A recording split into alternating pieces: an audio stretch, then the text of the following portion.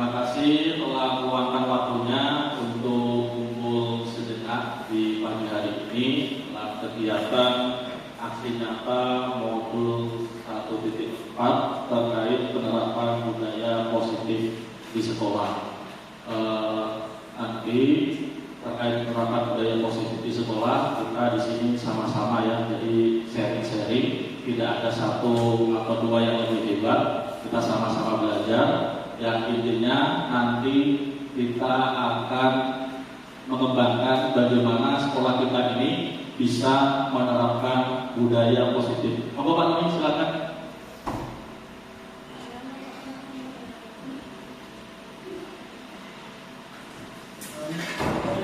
Nah, untuk kegiatan hari ini saya bagi menjadi 3 bagian ya. Yang pertama pembukaan, nanti langsung ke materi budaya positif. Terus yang ketiga nanti untuk closing. Nah, closing nanti kita isi dengan tanya jawab dan refleksi terkait kegiatan kita di pagi hari ini. Sebelum kita mulai kegiatan aksi nyata di pagi hari ini, alangkah baiknya kita mulai dengan berdoa agar apa yang kita laksanakan hari ini dapat berjalan dengan lancar tanpa kekurangan apapun. Langsung saja saya pimpin berdoa mulai. Berdoa selesai. Sudah berdoa, lanjut ke langkah kedua, kita langsung masuk ke materi budaya positif di sekolah. Jadi budaya positif di sekolah itu seperti apa sih yang ideal, yang dapat menunjang siswa dan siswi kita itu untuk belajar lebih baik sehingga mampu mengejar prestasi yang dia harapkan, seperti itu.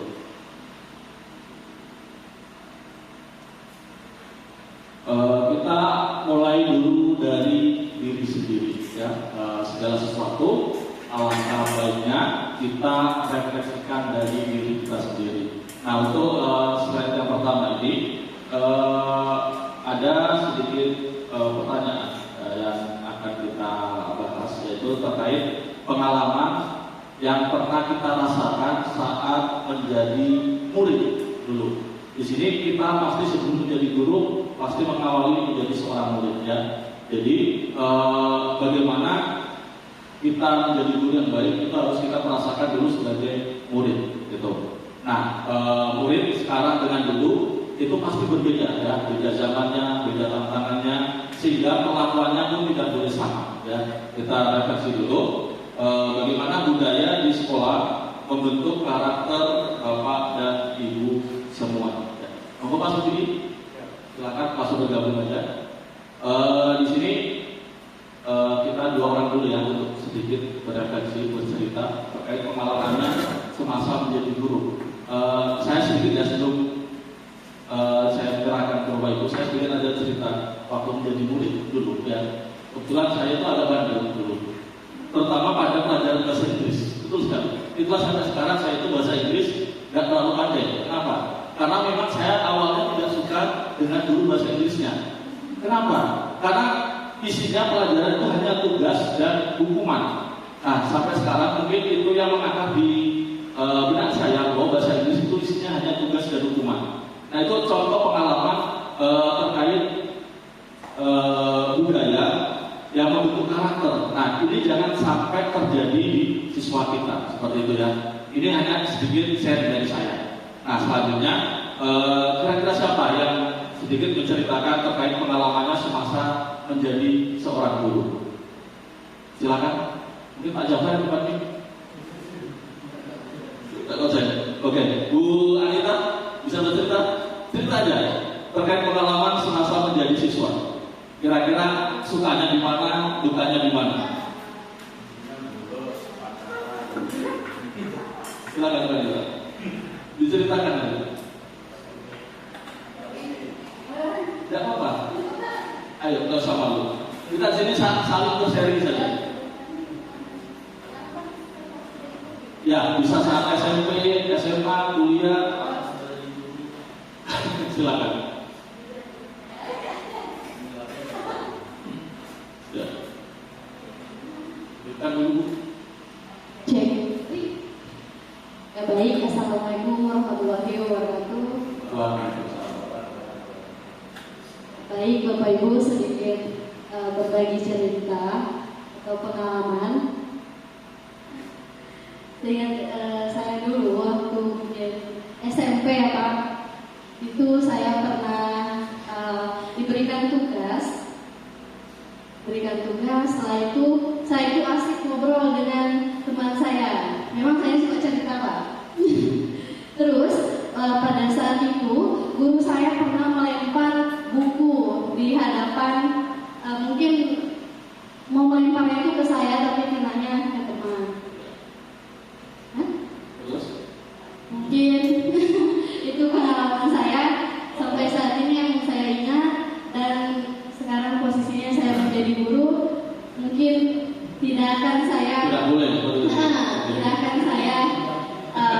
lakukan kepada murid saya sekarang ini. Mungkin itu saja Pak. Assalamualaikum warahmatullahi wabarakatuh.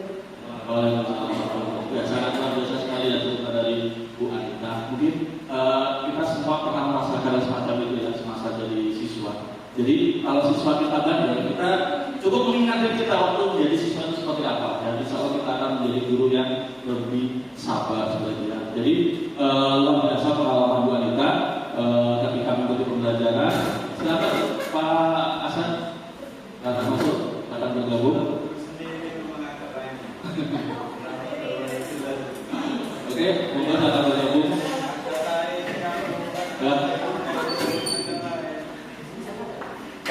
Ya, jadi sedikit flashback dari cerita Bu Anita tadi ya, ketika menjadi siswa sempat hampir kena lempar gurunya seperti itu ya. Jadi mungkin Bu Anita salah, tapi gurunya juga lebih salah seperti itu ya.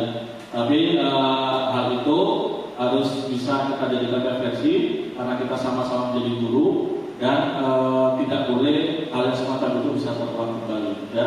Karena di sini segala sesuatu itu kan bisa kita perhitungkan tindakannya. Oke, itu satu dari Bu Anita. Kita lanjut ke slide selanjutnya.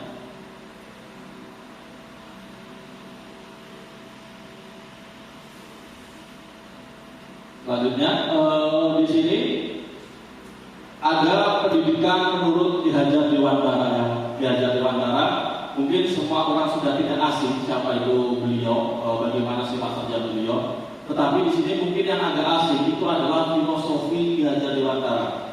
Saya sendiri ketika masuk CGP, filosofi Ki Hajar Dewantara itu mungkin yang saya ketahui adalah Tut Wuri Handayani, itu aja. Padahal di belakangnya itu masih banyak sekali terkait konsep pendidikan yang bisa diterapkan di Indonesia bahkan melintas di zamannya. Jadi dari zaman sebelum kemerdekaan sampai sekarang itu masih relevan seperti itu. Nah, sedikit di sini kita berbagi yang terkait pendidikan menurut Bapak Pendidikan Indonesia, yaitu Bapak Ki Hajar Dewantara, pernah menyampaikan bahwa pendidikan merupakan tuntunan kepada anak untuk memperoleh bekal ilmu dan kebahagiaan di sini. Jadi perlu kita garis bawahi ya bahwa pendidikan itu sebenarnya adalah membuat tuntunan. Jadi kita itu menuntun.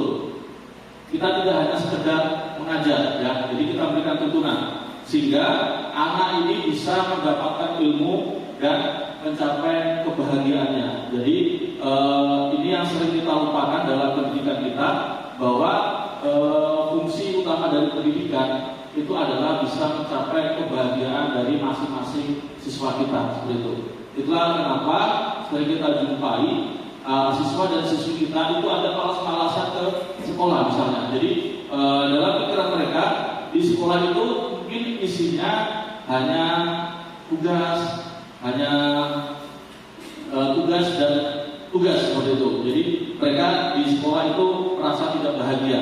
Itulah di Ki Hajar Dewantara itu membuat sekolah menjadi konsep sebagai taman ya. Jadi taman itu adalah tempat yang menyenangkan yang bisa digunakan untuk bermain sekaligus belajar seperti itu. Selanjutnya menuntut perubahan karakter anak ke arah yang lebih baik, jelas sekali. Jadi dalam sebuah pendidikan itu kita sekarang tidak boleh hanya mencekoki dengan ilmu-ilmu yang kita kuasai, tetapi kita di sini diberi beban, diberi tugas utama itu adalah membentuk karakter, seperti itu ya. Mungkin di masa kita saat sekolah dahulu itu ilmu adalah hal yang utama.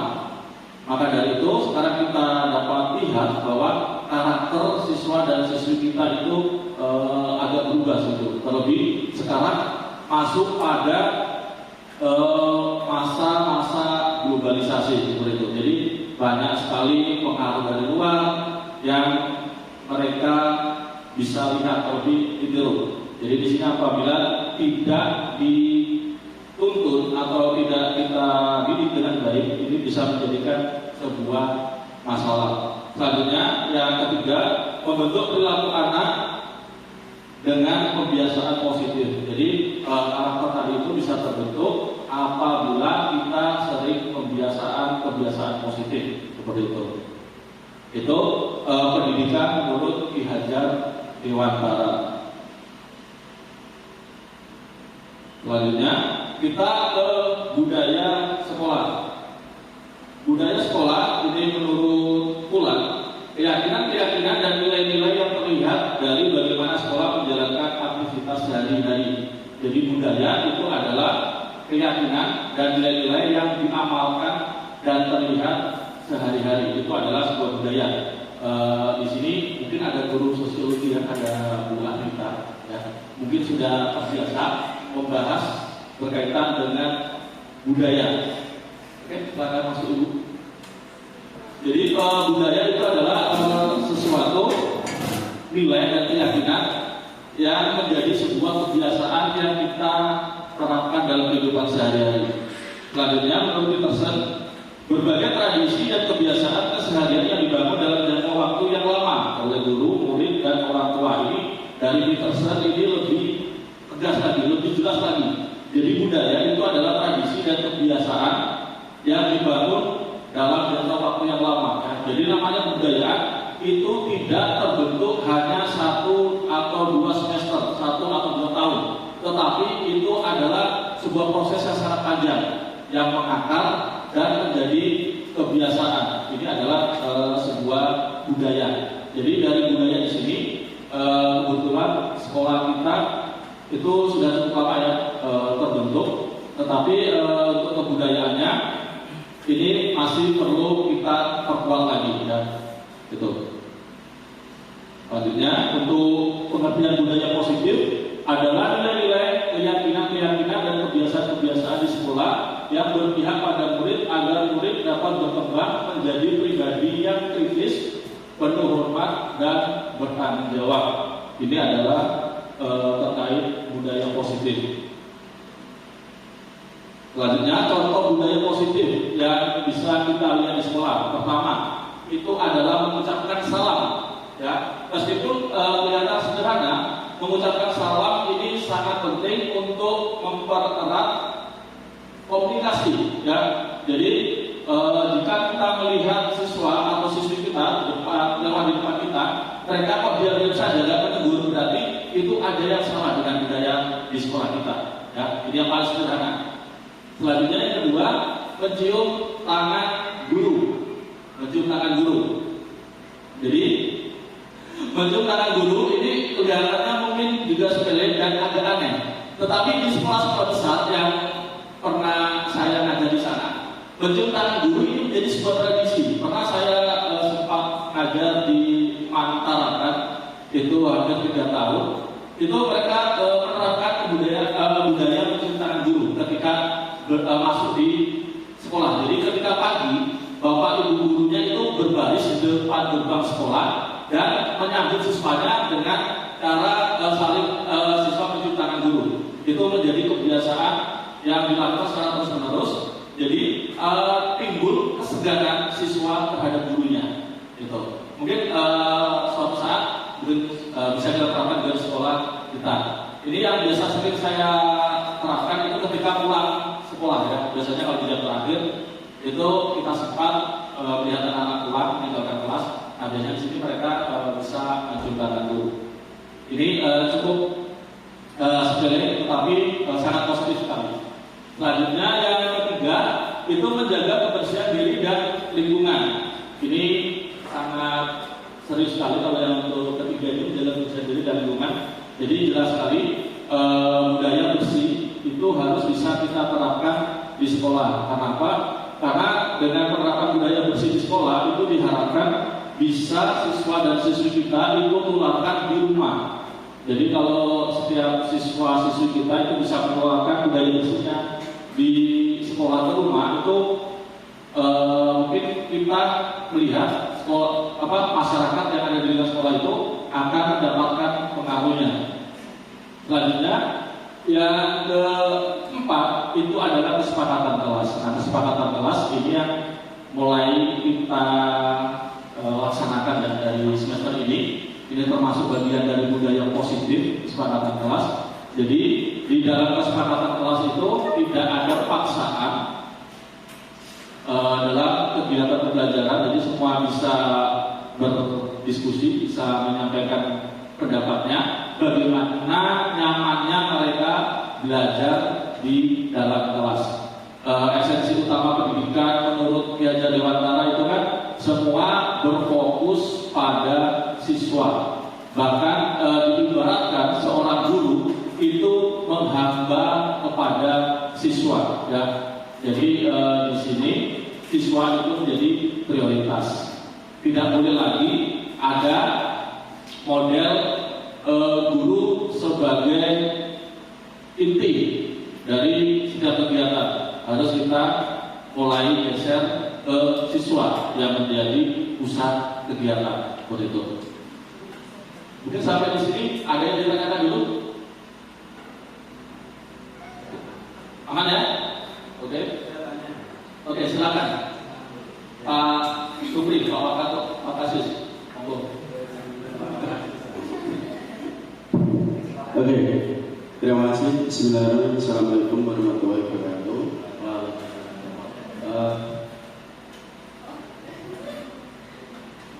Ini Pak, saya tertarik dengan materi yang tadi terkait dengan budaya positif di sekolah. Jadi mungkin di antara kita juga pernah mempunyai pengalaman beberapa tahun sebelumnya, bagaimana kita mungkin berada di tempat kerja atau di sekolah yang budaya positifnya itu sudah terbentuk.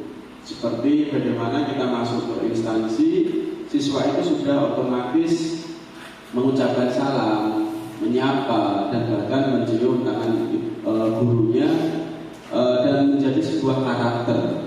Nah, kita tahu kalau hal itu baik, namun mungkin pelaksanaan di tempat kita belum maksimal. Nah, pertanyaannya, bagaimana kita bisa memulai budaya positif tersebut, sesuatu yang kita anggap baik, itu bisa menjadi karakter juga di sekolahan kita, menjadi karakter untuk anak didik kita, dan juga menjadi budaya yang bagaimana nanti menjadi ciri khas sekolahan kita. Mungkin itu dulu Pak yang ingin saya tanyakan. Ya, terima kasih Pak Sobri untuk pertanyaannya, sangat luar biasa sekali ya. Jadi bagaimana kita bisa menjadikan budaya positif menjadi karakter di sekolah. Dan ini hal yang sangat luar biasa sekali, karena kita tengok di sekolah kita itu masih perlu penanaman yang sangat kuat. Ibaratnya fondasi kita ini belum terbentuk kalau kita tengok dari sekolah-sekolah yang lain. Tetapi percayalah, jika kita yakin dan mampu mau untuk berubah, pasti nanti akan bisa, insya Allah. Tapi kita mulai dengan sederhana. Apa ada Bapak Ibu guru yang respon dulu sebelum saya respon? Pak Vino selaku Pak Wakato belum? Penanaman budaya positif untuk menjadi karakter di sekolah. Bagaimana Pak Vino? Oke, silakan. Ini kita ada respon dari Pak Vino. Oke. Baik, terima kasih Pak Imam. Mungkin untuk penanaman budaya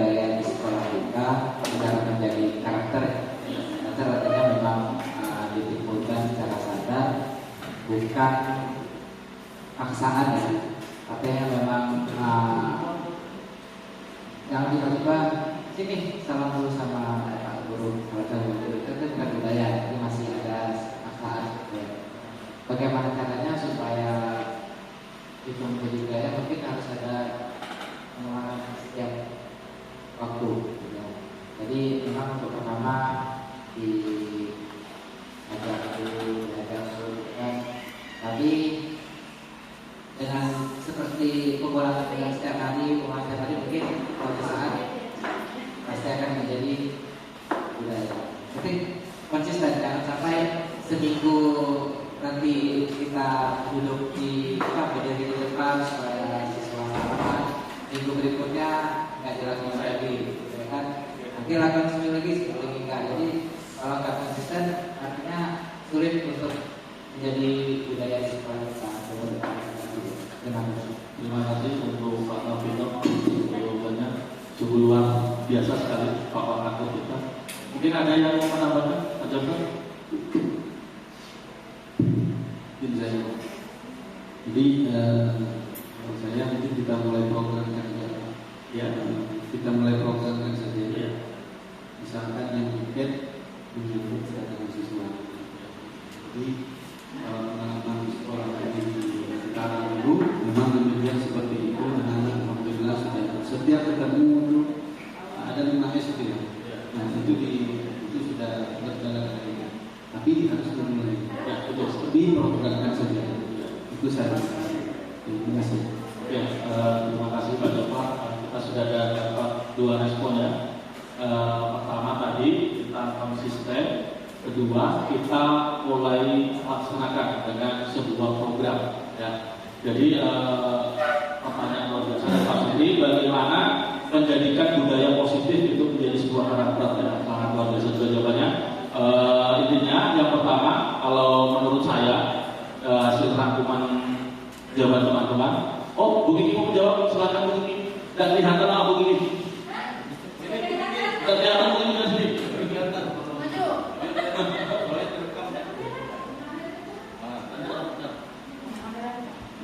Oke, Bu Kiki, silakan.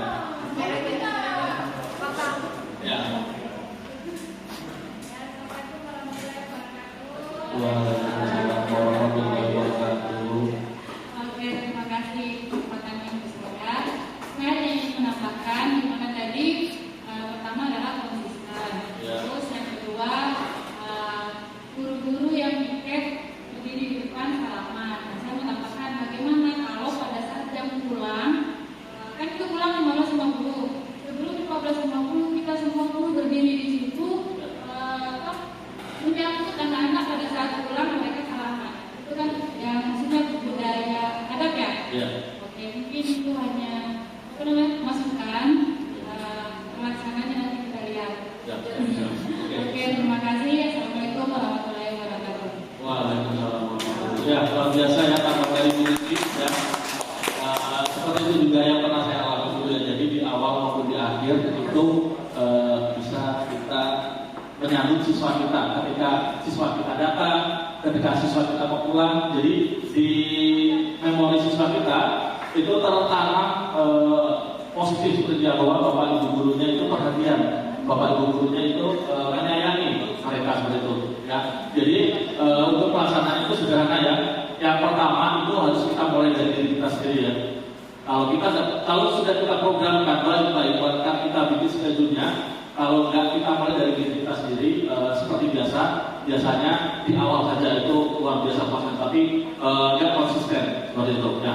Yang pertama jelas tadi kita mulai dari sendiri, selanjutnya kita programkan sesuai apa yang disampaikan Pak Jafar terkait dengan budaya-budaya positif apa yang mau kita tanamkan, dan yang terakhir itu tadi sesuai Pak Rafino itu kita harus konsisten ya. Jadi kalau konsisten itu berarti ada evaluasi setiap waktunya. Jadi bagaimana pelaksanaannya sesuai dengan cita-cita awal kita atau tidak, seperti itu ya.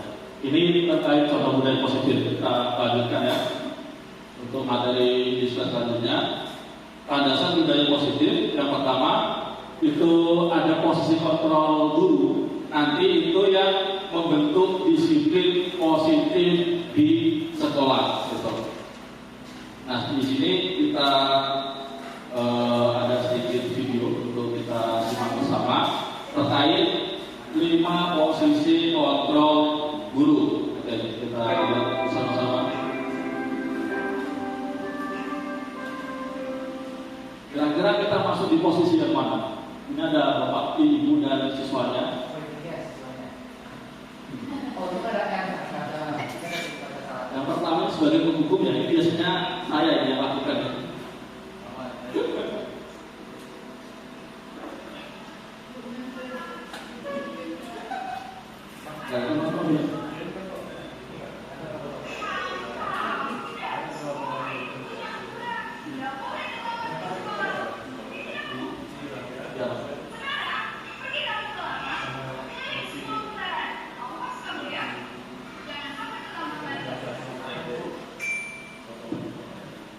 Tadi ya, sebagai seorang penghukum, ini sebagai pembuat rasa bersalah.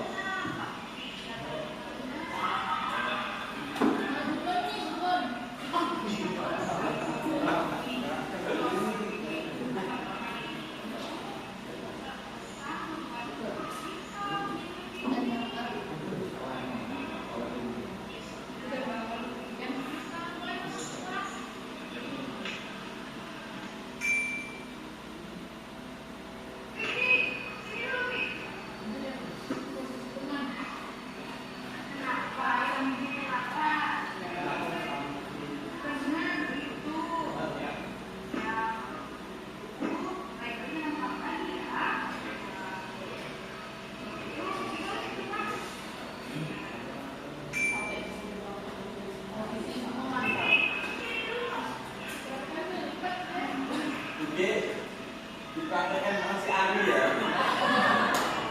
Hari ini datang, kasih. Besok datang kasih. Bukan benar. Hari ini ada. Datang kasih punya Ari. Ya, satu.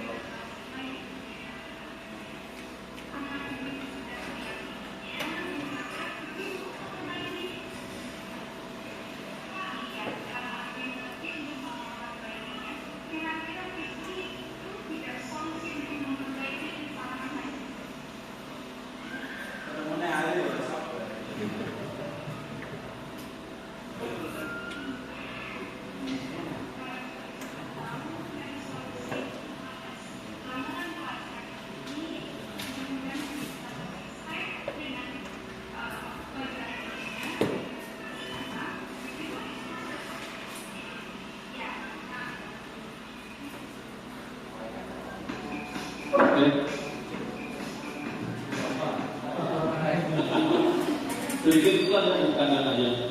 Itu terkait 5 posisi kontrol guru. Yang pertama tadi sebagai penghukum ya. Terus kedua tadi sebagai teman ya. Terus ada juga sebagai pembuat rasa bersalah, ada juga sebagai pemantau, dan terakhir adalah sebagai manajer. Inilah 5 posisi kontrol guru. Mungkin kita pernah menjadi di berbagai posisi tersebut.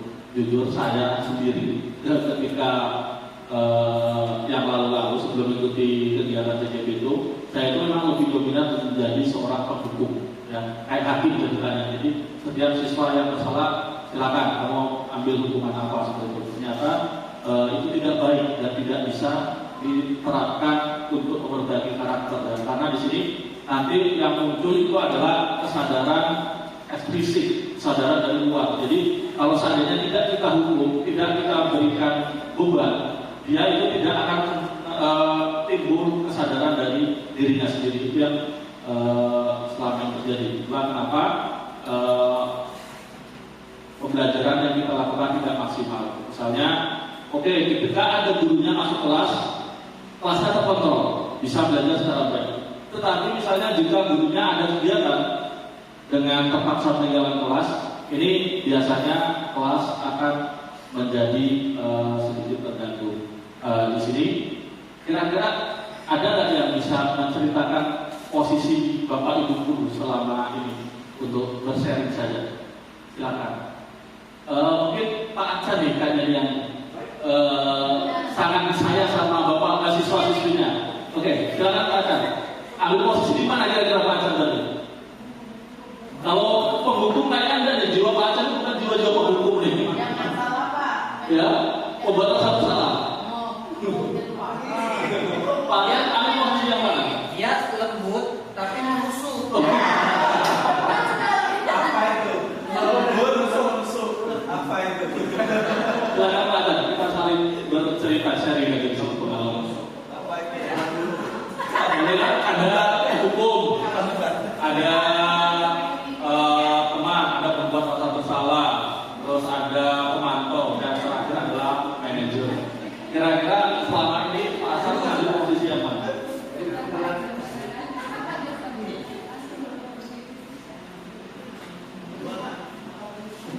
Ya, bisa Pak Hasan.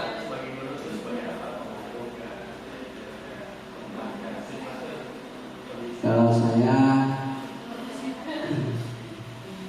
Iya, tapi kebanyakan sih sebagai teman.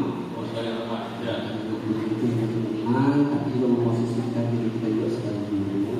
ya. Ada hal-hal yang positif, kita bertahu dan sharing ketika anak-anak itu membutuhkan cerita atau cerita kepada kita yang kita bantu atau bercerita tentang pengalaman. Dan disitulah kita bisa menjadi suatu keakraban di situ.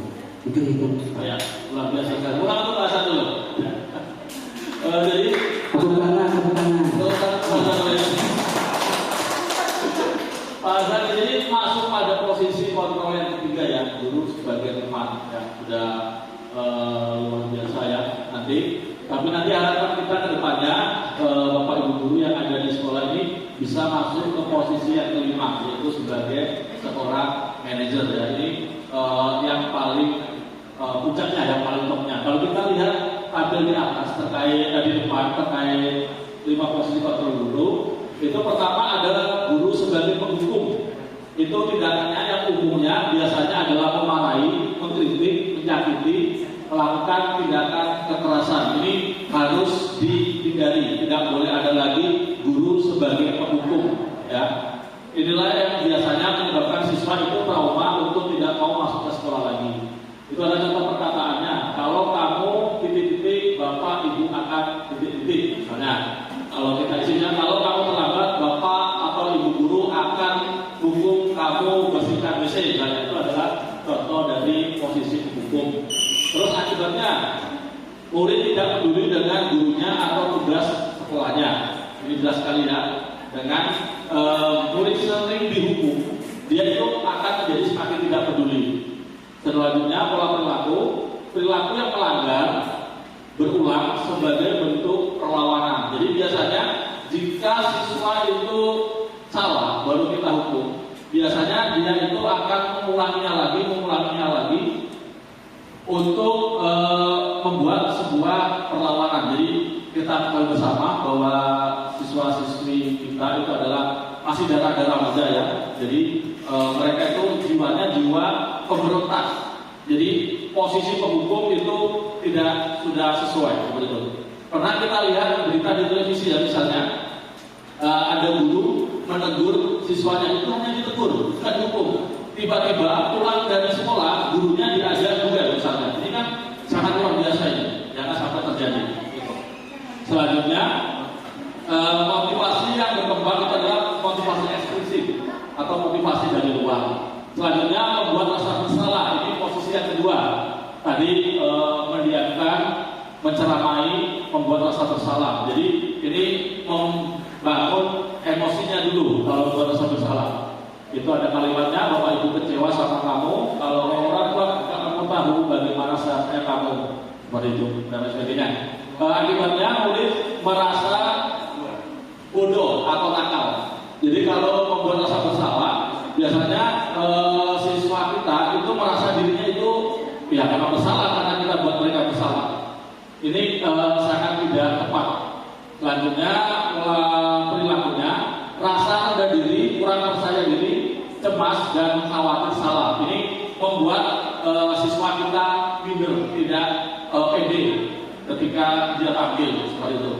Jadi kalau kita lihat siswa-siswi kita kok pasif di dalam kelas, mungkin kita bisa tengok kita itu biasanya masuk di posisi kontrol berapa sih? Kalau kita masih di posisi kontrol yang kedua, melihat mereka menjadi tidak pede, menjadi pemalu karena takut bersalah. Nah, ini bisa kita ubah. Ini motivasi yang berkembang, juga motivasi ekstristik. Jadi motivasi dari luar. Selanjutnya nomor 3, guru sebagai teman. Ini lebih baik. Yang pertama itu membuat pemaluman. Jadi dimaklumi karena dianggap sebagai teman. Lakukan demi bapak atau ibu. Jadi ini semacam rayuan.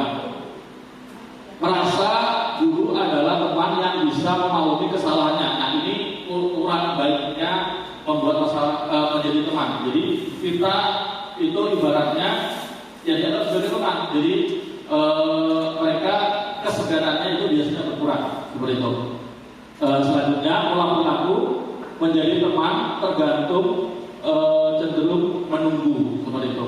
Jadi maksudnya cenderung menunggu adalah menunggu guru yang bersangkutan. Ini motivasi yang timbul juga masih motivasi ekstristik. Selanjutnya guru yang keempat, posisi kontrol keempat itu adalah sebagai pengontrol, memantau dan mencatat. Ini yang posisi keempat. Perkataannya biasanya kamu sudah tahu aturannya kan, misalnya, jadi mengingatkan kembali terkait aturan.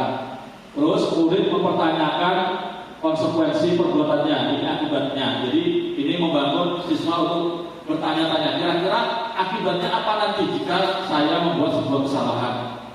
Selanjutnya orientasi pada ganjaran atau hadiah. Jadi mereka itu berpikirnya jika dia melakukan kebaikan, dia akan diberikan sebuah reward atau sebuah hadiah.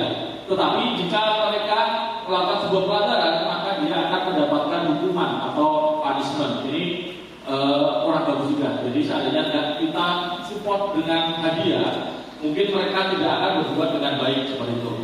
Terus motivasinya juga motivasi eksklusif.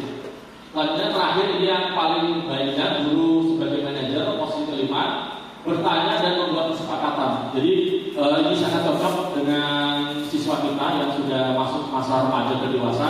Jadi kita ajak mereka berdialog, berdiskusi untuk membuat sebuah kesepakatan. Contoh perkataannya, apa sebenarnya harapanmu? Jadi ditanya harapanmu itu apa sih? Bukan langsung kita tunjukkan kesalahannya. Misalnya anak itu terlambat, kira-kira kenapa terlambat? Harapan kedepannya itu seperti apa? Apakah masih mau terlambat dan lain sebagainya. Selanjutnya akibat, apa yang bisa saya lakukan untuk memperbaiki? Jadi muncul kesadaran dari diri sendiri. Kira-kira bagaimana untuk memperbaikinya? Ini untuk yang manajer. Selanjutnya disiplin dari dalam diri. Jadi kalau sudah muncul kesadaran untuk memperbaiki, maka muncul kedisiplinan dari dalam dirinya sendiri. Tidak perlu lagi kita ini hadiah. Misalnya yang datang tepat waktu nilainya dapat nilai 100, sudah, karena dia sudah sadar. Ini yang kita harapkan. Selanjutnya motivasinya adalah motivasi intrinsik. Jadi motivasi yang timbul dari dalam dirinya tanpa ada paksaan. Begitu.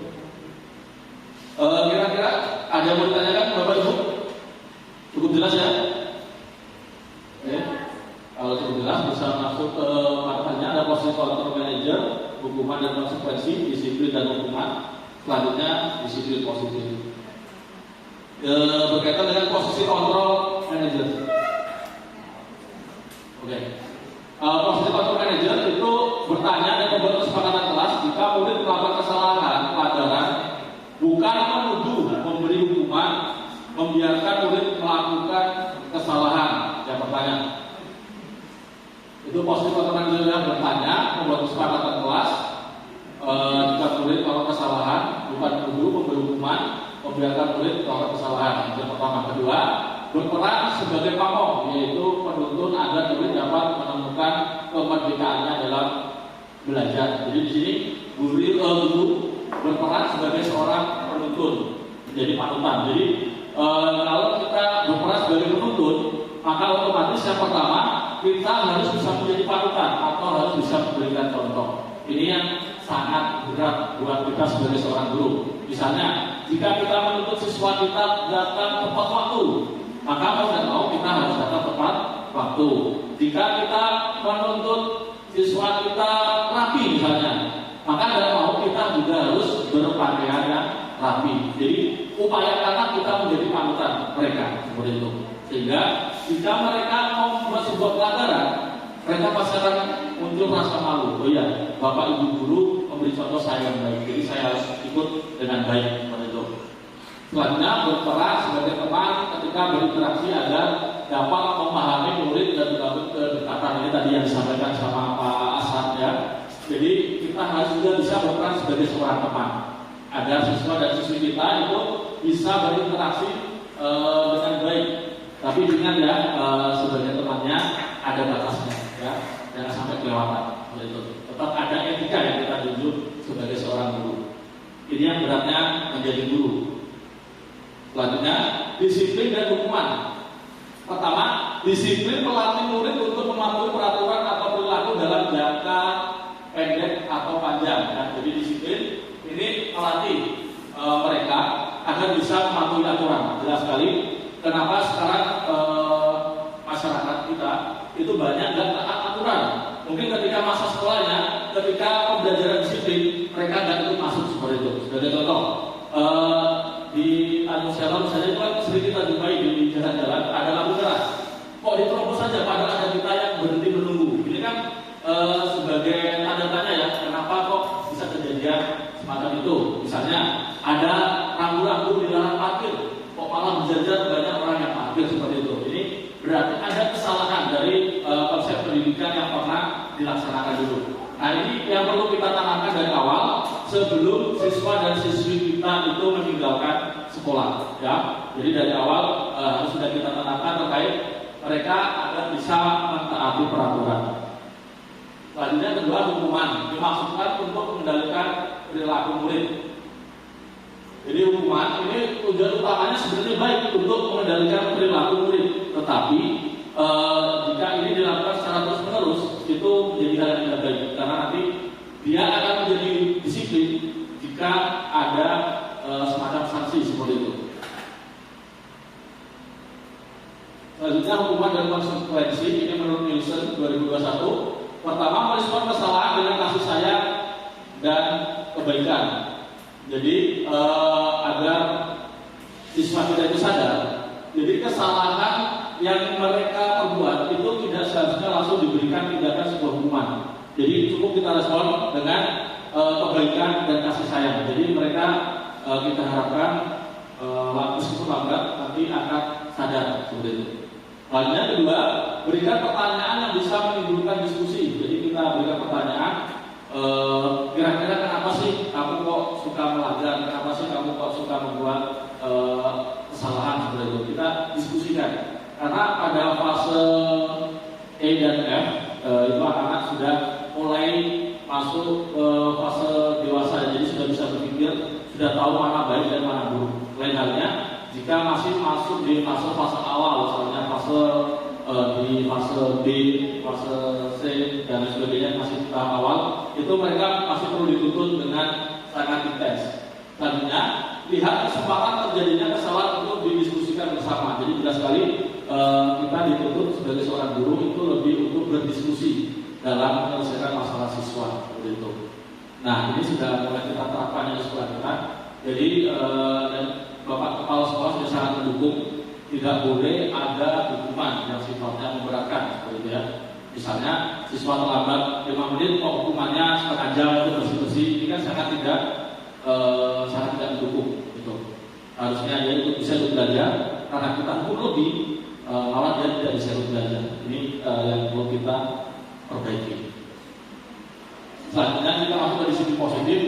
Disiplin positif adalah sebuah model disiplin yang difokuskan pada perilaku murid agar menjadi pribadi yang penuh hormat dan bertanggung jawab. Ini menurut Nielsen, Locke, dan Green tahun 2000. Jadi model yang difokuskan pada perilaku murid agar menjadi pribadi yang penuh hormat dan bertanggung jawab. Jadi utamanya dari disiplin positif adalah menanamkan rasa penuh hormat dan bertanggung jawab sejak dini kepada siswa. Gitu. Selanjutnya disiplin positif mengajarkan keterampilan sosial dan emosional dengan cara penuh hormat dan membesarkan hati. Jadi konsep utama pendidikan Belajar dalam Toro itu adalah tadi menuju ke kebahagiaan. Jika kita ke sekolah atau tidak bahagia, maka sekolah kita ini perlu diperbaiki seperti itu. Jadi sebisa mungkin kita awali kegiatan pembelajaran itu dengan hal-hal yang menyenangkan terlebih dahulu ya. Nggak usah langsung dengan hal yang berat seperti itu. Selanjutnya kriteria utama disiplin positif. Yang pertama, bersikap baik dan tegas, ini jelas sekali. Kedua, membantu murid agar merasa dihargai. Selanjutnya ketiga, mempertimbangkan efektivitas dan dampak jangka panjang bagi proses belajar murid. Yang keempat, membekali murid dengan keterampilan sosial dan pertumbuhan karakter. Selanjutnya terakhir, mengajak murid untuk menemukan bagaimana mereka mampu menggunakan kekuatan diri dengan cara yang membangun. Itu kriteria utama dari disiplin positif. Itu ada 5 seperti yang ada di depan. Selanjutnya upaya membangun disiplin positif di sekolah. Ini contoh yang sering kita lakukan adalah membuat kesepakatan kelas sebagai langkah awal dalam membangun budaya positif yang berpihak pada murid. Kenapa harus kesepakatan kelas di sini ya? Jadi segala sesuatu agar muncul kesadaran kita untuk berdisiplin positif itu adalah kesepakatan ya. Jadi kalau kita tidak sepakat, maka otomatis itu seperti sebuah paksaan. Ini yang perlu kita hindari. Jadi dalam mata pembelajaran kita awali dengan kesepakatan sehingga pembelajaran yang kita laksanakan itu sesuai dengan tujuan awal mereka datang ke sekolah seperti apa. Selanjutnya kita bahas kesepakatan kelas. Kesepakatan kelas itu kita awali dengan pertanyaan seperti apa kelas impian kalian. Jadi kalian itu berharap kelasnya semua seperti apa? Itu yang paling utama. Nah dari kelas impian ini nanti akan muncul kesepakatan kelas yang terbentuk. Misalnya komitmen bersama antara guru dan siswa, peraturan bersama yang harus ditaati dan konsekuensi jika melanggar. Ketiga, cara guru untuk melatih siswa agar bertanggung jawab. Itu fungsi dari kesepakatan kelas. Ini langkah-langkah buat kesepakatan kelas yang secara umum kita lakukan ini dari besar saja ya. Yang pertama, guru mengajak murid memikirkan dengan hati-hati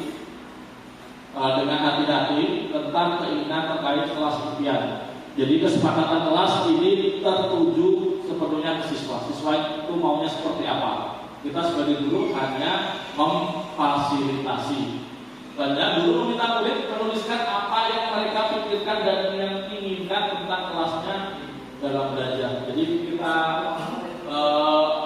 meminta siswa kita menuliskan apa yang di pikiran mereka terkait kelasnya dalam belajar ini hal yang sangat penting. Selanjutnya murid menuliskan tentang kelas impian mereka, nanti dijadikan satu. Selanjutnya guru meminta murid menempelkan hasil pemikiran di papan tulis. Ini isi detail ya, bisa di papan tulis, bisa di kertas karton dan sebagainya.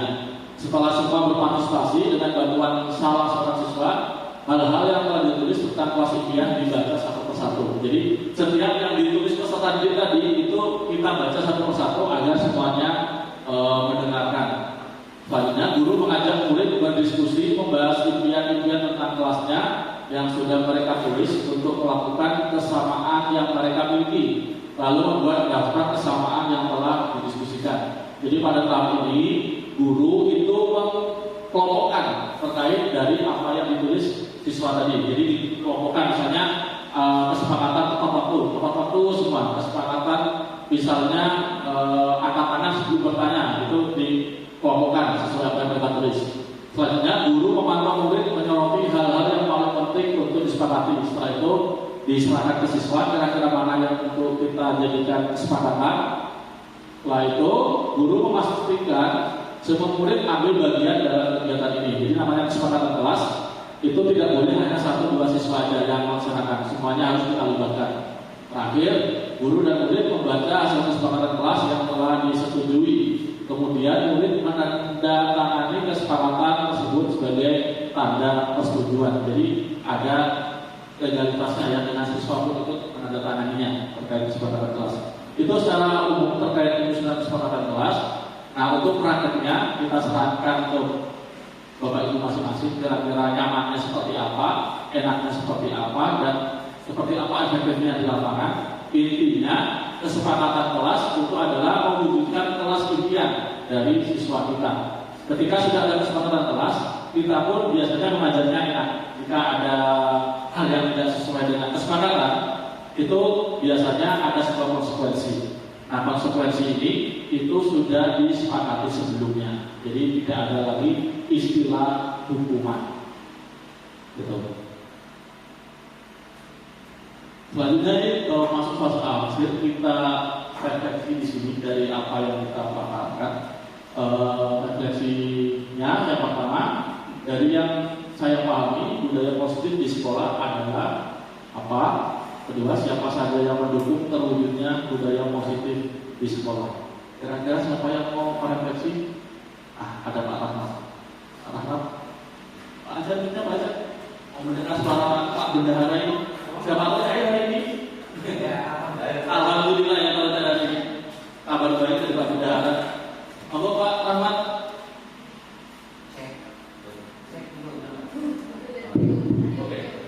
Oke. Ya baik, terima kasih. Untuk refleksi di akhir jalan ini yang saya dapatkan dari budaya positif di sekolah itu singkat saja, yaitu membiasakan perilaku positif di sekolah, itu aja.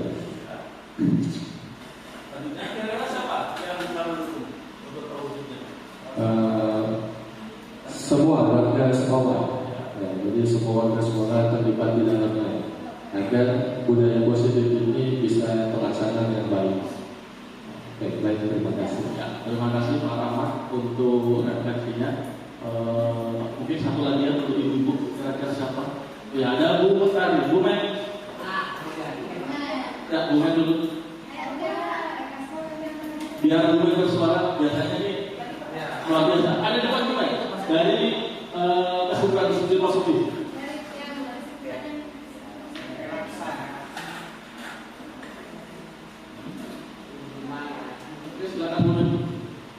Terima kasih Pak Imam, coach andal pada pagi hari ini. Terima kasih.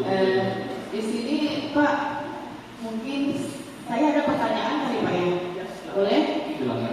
Oke, terkait disiplin positif. Nah, karena materi ini sepertinya baru ya Pak ya, beberapa minggu ini karena juga dikejar dengan PMM, mau tidak mau kami juga belajar. Memang kami menyadari ada sisi positifnya dengan kami belajar PMM, disiplin positif. Salah satunya hukuman, restitusi dan konsekuensi. Nah, ternyata ini kita belajar setiap hari. Nah, pengen kami terapkan Pak. Pada akhirnya coba kita terapkan dengan anak-anak. Nah, tapi pada prakteknya hal tersebut, apakah kami yang belum paham menerapkan atau ilmunya masih kurang atau bagaimana? Ini yang pengen saya tanyakan ke Bapak. Karena pada prakteknya beberapa kali kami mendapati siswa itu di jam 12.10 itu keluar Pak. Nah,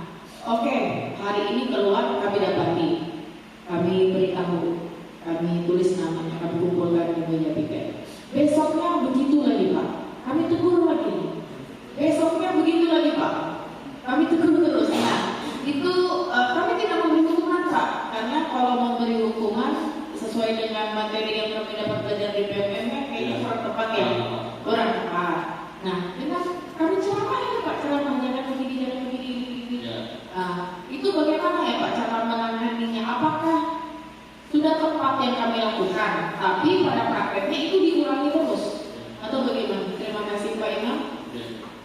Saya tunggu jawabannya Pak. Refleksnya jadi berdua pertanyaan ya. Oke, tidak apa-apa. Luar biasa pertanyaan dari Bung tadi. Sebenarnya yang Bu Mentari alami itu bukan Bu alami sendiri rasakan, Bu Mentari rasakan sendiri. Tetapi mungkin hampir semua Bapak Ibu guru merasakan hal yang serupa ya. Jadi ada teori tidak seindah kenyataan. Seperti itu ya, ibaratnya ya. Tetapi jangan menyerah bukan bukan kompetensinya kurang, sudah cukup baik. Hanya saja dalam kita menerapkan membuat sebuah budaya itu kan tidak akan terwujud dalam 1-2 hari, 1-2 semester. Jadi kita itu terapkan dalam jangka waktu yang lama. Intinya ada itikat dari kita untuk memulainya. Itu yang pertama. Nanti selanjutnya insya Allah perlahan itu akan ada perubahan. Sebagai contoh yang sederhana, itu ketika kita pertama menerapkan sholat berjamaah untuk siswa, gitu kan? Itu kan kayaknya hal yang sangat susah sekali. Tetapi secara periodik kita laksanakan, kita ajak pelan-pelan dan mereka untuk kesadaran. Bahkan ketika kita tidak itu jamaah sama mereka itu teriak-teriak, Bapak Ibu guru, ayo kita sholat berjamaah, ada seperti itu. Nah itu sudah bentuk kesadaran. Nah untuk yang tadi kurang mengenai, kita sekali berproses saja ya, karena yang pertama kontrol pengawasan kita yang agak kurang. Misalnya tempat security di depan kita tidak ada, seperti itu yang pertama. Terus kedua, mungkin kolaborasi kita satu sama lain kurang. Ini yang paling utama. Jadi pekerjaan yang berat itu akan menjadi ringan jika kita saling berkolaborasi. Ya, jadi hal yang Bu Mentari lakukan itu sudah benar dengan cara menasihati, mengingatkan, menyadarkan seperti itu. Masalah kapan mereka ingat itu nanti biarlah Allah yang menentukan. Ya, dia harus ingat sekarang. Meskipun nanti dia ingatnya ketika sudah lulus dari sekolah, itu kan sudah menjadi amal buat kita. Jadi tidak harus sekarang. Intinya kita sudah tanamkan dari awal, kita sudah ingatkan dengan cara yang baik, cara yang santun, cara yang benar. Insya Allah itu akan lebih mengakar daripada kita paksa mereka dihukum misalnya. Kamu terlambat, gak boleh itu, kamu jangan keluar. Cuma sekarang ketika tiket bulan, saya juga agak udah sekarang, nggak berani, jangan keluar, jangan ini. Misalnya alasan, Pak, kondisi saya mau makan sebentar Pak, seperti itu. Ini kalau kita tengok disiplin, saya nggak boleh bukan. Tetapi kita lihat situasi dan kondisi, ini anak nggak ada uang sakunya, belum sarapan, nanti jangan-jangan ikut pelajaran selanjutnya malah shift di kelas kita kan juga bisa seperti itu. Jadi kita komitmenkan ke mereka seperti itu agar tanggung jawab itu ada terkait percayaan kita. Misalnya kamu boleh keluar jangan lewat 20 menit. Tapi konsekuensinya kita juga harus menunggu sampai 20 menit ke depan. Jangan keluar nanti kita tinggal. Kalau kita tinggal paling bapak juga jelas sudah nanti. Biasanya seperti itu yang saya temui di lapangan. Jadi sudah tepat. Kita perlu berkolaborasi secara bersama dan yang penting apa yang dikatakan Pak Dio tadi itu konsisten. Itu nanti akan menjadi sebuah budaya. Oke, ada lagi kan? Cukup ya. Oke. Berarti saya minta satu orang lagi untuk berefleksi. Mungkin Bu Adin lah berefleksi, silakan Bu Adin. Pak Ajan, bisa baca. Oke, refleksi terakhir. Boleh juga kalau berbuat sebuah pertanyaan, nggak apa-apa kita saling berdiskusi. Oke. Baik, terima kasih Pak Imam atas kesempatannya. Dari pertanyaan, dari yang saya pahami, budaya positif di sekolah merupakan perwujudan dari nilai-nilai, keyakinan, dan kebiasaan yang diterapkan di sekolah. Kemudian, yang kedua, siapa saja yang mendukung terwujudnya budaya positif di sekolah? Semua warga sekolah. Terima kasih. Terima kasih untuk Bu Anita atas refleksinya. Untuk masuk ke akhir. Ini ada Mas Fabi, mau berefleksi Mas Fabi? Saya mendengar. Oh mendengar aja, karena ada Mas Fabi karena lebih setia dari kita di sini. Siapa tahu ada pengalaman yang mau di-share ke kita sebagai yang junior di sini. Gak ada Mas Fabi ya? Aman? Oke. Jadi refleksinya dari budaya positif itu adalah kebiasaan baik yang dilakukan secara terus-menerus sehingga membentuk sebuah karakter. tadi yang kita pelajari bersama. Selanjutnya kedua, siapa saja yang mendukung terwujudnya budaya positif itu adalah seluruh warga sekolah. Inilah tadi yang kita sempat bahas. Kenapa sih budaya positif kita susah mengakar seperti itu? Jadi diperlukan kolaborasi. Kita di sini itu ibaratnya sebuah organ ya, sebuah unit. Jadi satu sama lain itu saling mendukung atau mensupport ya. Yang kepala jadilah kepala, yang kaki jadilah kaki, yang tangan jadilah tangan, dan kita harus berjalan beriringan seperti itu ya. Ada yang mau ditanyakan sebelum saya akhiri untuk kegiatan aksi nyata di Waduh Desa? Kita saling sharing. Cukup? Cukup ya? Nah, oke. Kalau cukup, mungkin sekian dan kalau cukup, mungkin sekian dan terima kasih ya untuk waktunya, untuk responnya, untuk saling berbaginya. Di sini tidak ada yang saling menggurui, kita saling belajar bersama agar bisa mewujudkan semasa Sabta menjadi sekolah yang lebih baik, bisa bersaing meskipun sekolah kita ada di pinggiran, tapi kita memiliki potensi itu ya. Terus yang kedua, pesan dari saya, teman-teman, kita saling berkolaborasi ya, kita dalam komunikasi dengan sebaik-baiknya. Kita di sini satu kesatuan, tidak bisa saling terpisahkan seperti itu ya. Entah itu guru, entah itu TU, entah itu PNS, P3K, honor dan sebagainya. Intinya kita satu keluarga besar seperti itu.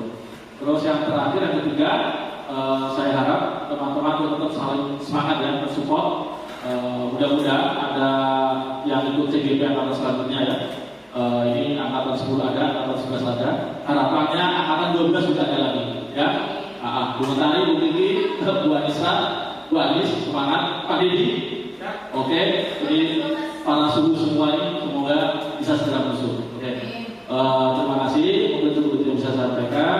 Akhir kata, wassalamualaikum warahmatullahi wabarakatuh.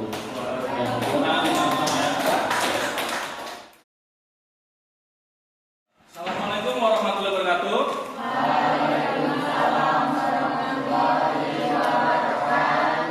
Selamat pagi. Alhamdulillah ya, hari ini kita bisa berkumpul sejenak untuk saling berdiskusi, saling sharing dan lain sebagainya. Nah, untuk pertemuan kita hari ini adalah terkait pembahasan menumbuhkan nilai-nilai profil pelajar Pancasila melalui ekstrakurikuler. Nah, di sini semuanya pasti punya ekstrakurikuler. Ikut ekstrakurikuler? Ya, Bapak mau tanya dulu. Ini siapa tadi ya? Rivaldo. Ikut ekstrakurikuler apa dulu? Komensik, bagus sekali. Tadi PNR. Yang Putri? Putri? Pancasila. Oke, lengkap ya. Jadi di sini ada yang ikut ekstrakurikuler. Jadi ya semua ikut. Jadi bagus sekali. Ekstrakurikuler itu alangkah baiknya jika kita ikuti. Kenapa? Karena selain kita ikuti pembelajaran kurikuler, kita juga harus mengikuti ekstrakurikuler. Nah, fungsi dari ekstrakurikuler di sini itu adalah untuk meningkatkan keahlian kita, ya. Jadi keahlian yang kita dapatkan dalam pembelajaran kurikuler atau pembelajaran wajib itu bisa kita terima di ekstrakurikuler. Nah, ekstrakurikuler yang ada di sekolah kita itu kan banyak sekali, ya kan? Ada PMR, ada pramuka, ada silat, ada OSIS, ada pecinta alam, dan masih banyak sekali. Nah, dari masing-masing ekstrakurikuler itu pasti di dalamnya nanti ada nilai-nilai profil pelajar Pancasila. Nilai-nilai profil pelajar Pancasila ada berapa? Ada berapa? Ada 6. Nah, nanti di sini akan kita bahas terkait nilai-nilai profil pelajar Pancasila. Semua bisa lihat di depan ya? Oke, kita mulai aja dari latar belakang. Nah, latar belakang dari penerapan nilai-nilai profil pelajar Pancasila adalah menjadi nilai-nilai Pancasila menjadi landasan utama Indonesia. Kita tahu Pancasila adalah sebagai dasar negara. Jadi karena sudah menjadi dasar negara, maka mau tidak mau Pancasila harus kita jadikan acuan dalam melakukan kegiatan sehari-hari. Namun pemahaman dan pengamatan nilai-nilai di antara pelajar seringkali dihadapkan pada tantangan seperti pengaruh globalisasi yang menggeser nilai-nilai Pancasila itu sendiri. Jadi sesuai perubahan zaman, perkembangan zaman, kita ketahui bersama nilai-nilai Pancasila itu hampir luntur di kalangan pelajar. Itulah kenapa sekarang Pancasila itu digaungkan kembali, dimasukkan lagi ke dalam pembelajaran, ya, di dalam pendidikan. Kita tengok sekali, sekarang di kalangan SMA pelajar itu banyak yang suka tawuran. Terlihat? Terus ada pergaulan bebas. Terus banyak sekali hal-hal negatif yang diakibatkan oleh arus globalisasi. Nah, disinilah fungsi dari Pancasila untuk mencegah kalian melakukan perbuatan yang tidak sesuai dengan norma-norma yang ada, ya. Karena kita bersama Pancasila itu lahir dari kearifan dan norma yang kita miliki itu sendiri. Ya, itu untuk latar belakangnya. Nanti bisa digali lebih dalam lagi. Terus penguatan profil pelajar dalam memahami dan mengamalkan Pancasila menjadi kunci dalam membentuk karakter dan kesadaran kebangsaan yang kokoh. Jadi diharapkan Pancasila itu bisa menjadi karakter kalian di sini, ya, dalam bergaul, dalam berkehidupan sehari-hari. Jadi jadikanlah Pancasila itu sebagai pegangan kalian. Tentunya di samping agama kita, ya. Jadi kita sandingkan bersama seperti itu. Selanjutnya di sini ada tujuan P5 tadi itu. Pertama, membentuk pelajar yang mampu mengamalkan nilai-nilai Pancasila dalam kehidupan sehari-hari. Kedua, sarana optimal dalam mendorong peserta didik menjadi pembelajar yang berkompeten dan berkarakter sesuai nilai-nilai luhur Pancasila. Selanjutnya, di sini melalui serangkaian kegiatan interaktif dan reflektif serta proyek yang konkret, pelajar diharapkan dapat menjadi agen perubahan positif di masyarakat. Jadi ini tujuan kelima, nanti itu kita akan implementasikan ke dalam setiap ekstrakurikuler. Nah, dari ekstrakurikuler di sini itu nanti pasti memiliki ciri khas yang berbeda satu sama lainnya. Oke? Ada yang mau tanyakan? Tidak ada? Kalau ada, Bapak lanjutkan kembali. Nah, di sini dimensi profil pelajar Pancasila itu ada 6, ya, di depan. Yang pertama, beriman bertakwa kepada Tuhan Yang Maha Esa dan memiliki dan berakhlak mulia. Itu dimensi yang paling pertama, dimensi satu. Kedua, itu ada mandiri. Ketiga, itu ada bergotong royong. Keempat, berkebinekaan global. Kelima, bernalar kritis. Dan terakhir itu kreatif. Nah, di sini dari masing-masing profil pelajar Pancasila, jika kita masukkan ke setiap ekskul, itu pasti akan mengena. Misalnya yang pertama, beriman bertakwa pada Tuhan Yang Maha Esa. Kalau di ekskul kita itu apa yang masuk di kegiatan ini? Apa? Ekskulnya, jenis ekskulnya yang berkaitan dengan beriman dan bertakwa. Apa? Rohis. Ada anggota rohis? Ada? Oke, ada anggota rohis, ya, bagus sekali. Jadi ekskul rohis itu memiliki dimensi yang pertama, beriman bertakwa pada Tuhan Yang Maha Esa. Tapi bukan berarti ekskul yang lain itu tidak ada dimensi yang pertama, ya. Tetapi yang paling menonjol untuk dimensi yang pertama itu di sekolah kita adalah rohis, ya. Oke. Selanjutnya mandiri. Kalau mandiri kira-kira di ekskul itu apa yang masuk? Mandiri. Apa? Yang pertama pramuka, ya. Jadi kalau kita menjadi seorang pramuka kok tidak mandiri, itu perlu dipertanyakan ke pramukaannya. Kalau pramuka di sini kan semua pasti ngikut. Ada yang ikut pramuka? Nanti mau pramukakan ulang, ya. Jadi mandiri itu adalah karakter utama dari pramuka, seperti itu. Selanjutnya bergotong royong. Gotong royong itu apa kira-kira yang paling pas di ekskul? Gotong royong. Betul, OSIS masuk, ya. Jika OSIS itu tidak bisa bergotong royong, Bapak yakin setiap kegiatan yang kalian bentuk itu tidak akan berjalan, ya, tidak akan berkembang. Ya, ciri khas dari OSIS itu bisa kita masukkan ke dalam bergotong royong. Selanjutnya kalau berkebinekaan, ini apa ini kira-kira nih? Berkebinekaan. Jadi di sini banyak sekali perbedaan yang kita satukan. Kira-kira ekskul apa yang berkebinekaan? Apa? Ayo.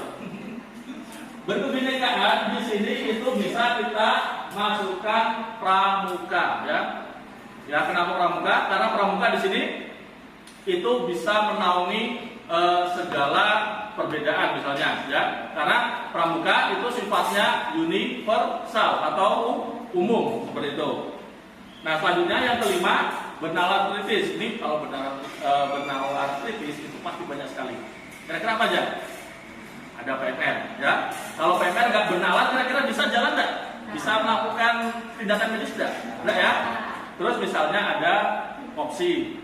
Terus banyak sekali untuk yang bagian bernalar kritis. Jadi hampir semua ekskul yang ada itu pasti menggunakan nalar, ya. Jadi kita bagaimana membuat sesuatu atau menghasilkan sesuatu. Nah, selanjutnya kreatif. Yang terakhir, kreatif. Kira-kira apa ini untuk dimasukkan ke ekskul kita ini? Ya, kreatif banyak sekali, ya. Bisa OSIS masuk, terus PMR masuk, pramuka masuk, cinta alam masuk, dan masih banyak sekali. Nah, untuk kreatif itu hampir semuanya masuk. Nah, diharapkan berarti tadi anggota PMR ya, Ber? Ya, Ber? Oh, ada pertanyaan. Nggak jadi pertanyaan Bapak itu. Gimana, Ber? Iya.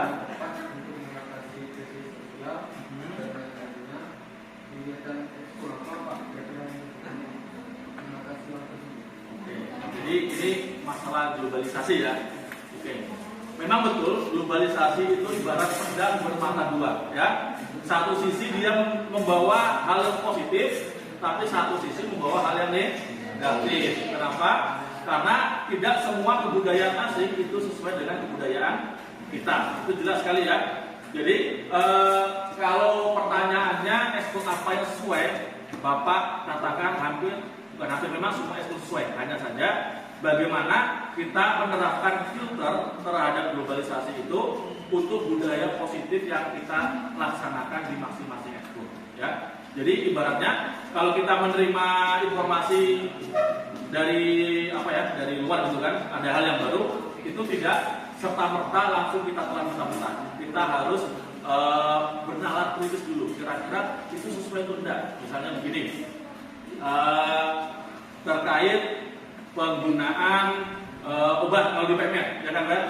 Sebenarnya kalau kita ngomong terkait narkoba misalnya gitu kan, itu kan asal mula narkoba itu kan digunakan untuk obat bius misalnya seperti itu. Jadi kita bisa pelajari bagus-bagus, jangan sampai kita salah gunakan seperti itu. Jadi apapun informasi, apapun kebudayaan baru yang masuk itu wajib difilter, disaring. Nah, ini setiap ekskul Bapak yakin ada semacam filter yang digunakan untuk memilih dan memilah antara yang baik dan buruk. Nah, ini biasanya menjadi tugas utama dari masing-masing pembina ekskul. Ada lagi, Pak? Tidak ada. Oke, cukup, ya. Ada lagi? Satu lagi? Yang Putri? Ada yang mau diceritakan? Yang anggota Romus ini biasanya berperan sangat kuat ini untuk memfilter globalisasi. Ada anggota Romus? Ada?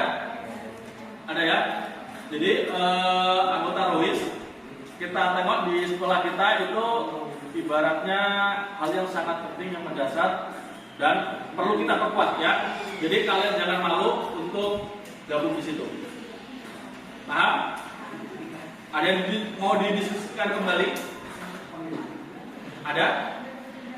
Kalau ada silakan, mumpung kita masih ada waktu. Oke? Kalian nanti ketika kembali ke ekstrakurikuler masing-masing, itu bisa menerapkan dari 6 dimensi profil pelajar Pancasila, ya. Karena kita ketahui bersama Pancasila itu menjadi dasar negara kita, ya.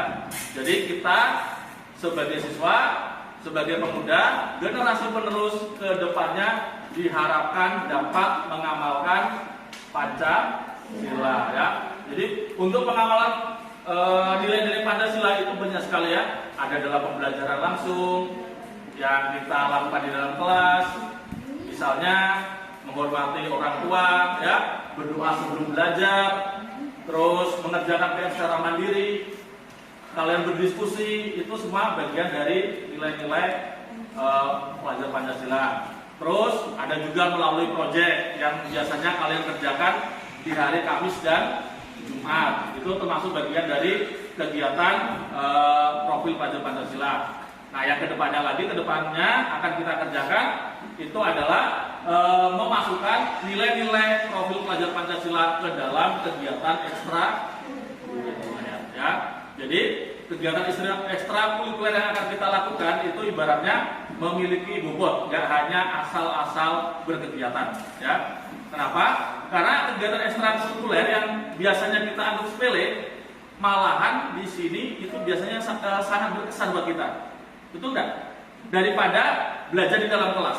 Bapak yakin kalian itu biasanya lebih suka kegiatan di luar kelas, ya, yang melakukan praktek langsung misalnya, gitu.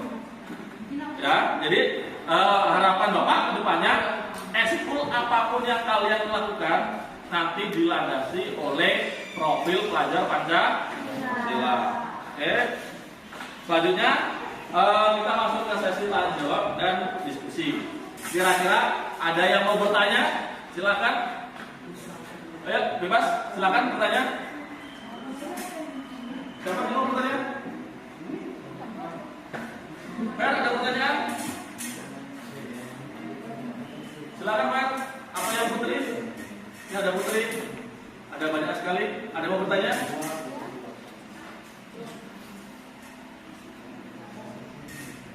Atau ada yang mau didiskusikan?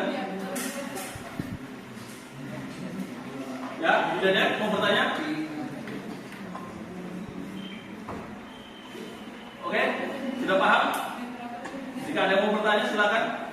Masih ada waktu lebih kurang 5 menit.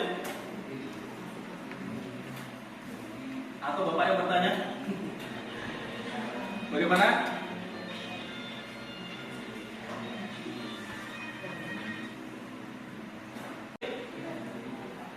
Cukup? Cukup ya?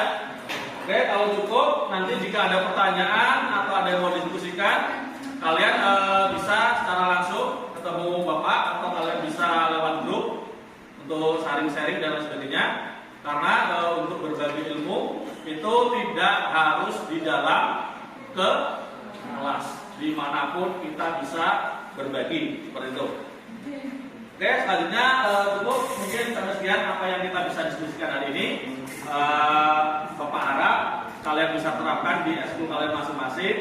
Dan jika ada yang mau ditanyakan atau didiskusikan lebih lanjut, kalian tidak usah sungkan-sungkan atau ragu untuk hubungi Bapak, ya. Oke, sebelum Bapak akhiri, nggak ada yang tanyakan? Ada, kalau ada, mungkin cukup sekian sesi sharing kita hari ini. Akhir kata, wassalamualaikum warahmatullahi wabarakatuh.